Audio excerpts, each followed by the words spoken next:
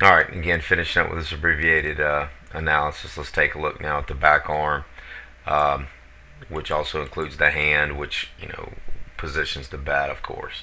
And what we like to see is we like to see that elbow uh, really work up into the ball. You can see Sandy has good rhythm there with her arm action there. Um, See, Jayden has some work in there, but there's more hand activity here than I'd like to see. A little bit too much traveling.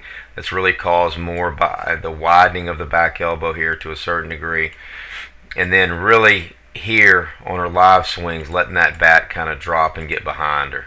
Okay, this one's better, not as bad with the dropping, but this one here lining up really nicely, and you can see when she slots in, very nicely stacked bat. Now her elbow is a little too wide here. You can see uh, Sandy here with a very nice tight elbow position here, whereas Jayden's, there's the humerus there, and then we widen out here.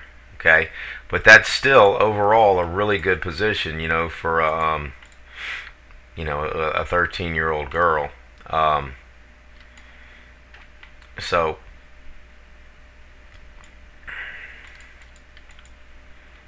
that's a pretty good position. If we could just not widen, in other words, just keep that elbow bent. And I think it's about right here. We widen a little bit. We let it widen, and we kind of let the hand drag back there a little bit instead of keeping it bent and trying to keep that barrel right on top of the elbow there.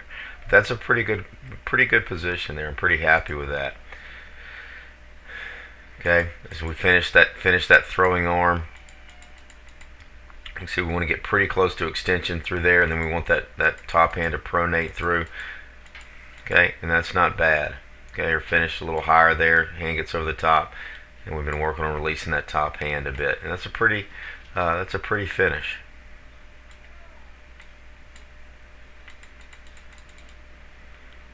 Okay, hands turn over really nicely right after contact, which again is evidence of whip effect. Hands turning over right after contact. Okay, the live swings, again, we want to be able to move the elbow and not the hands. We don't want the hands to get up there and get behind our head like that.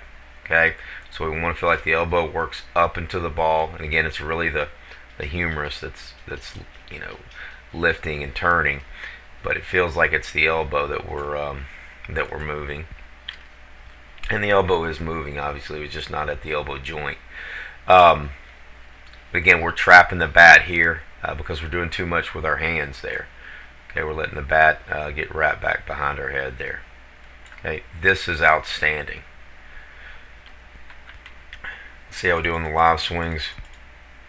Finish our hands pretty good. Those are pretty nice. That's a pretty nice finish. That shows me there that even though the front side wasn't set up too good, she's got good transfer out to her hands. Okay.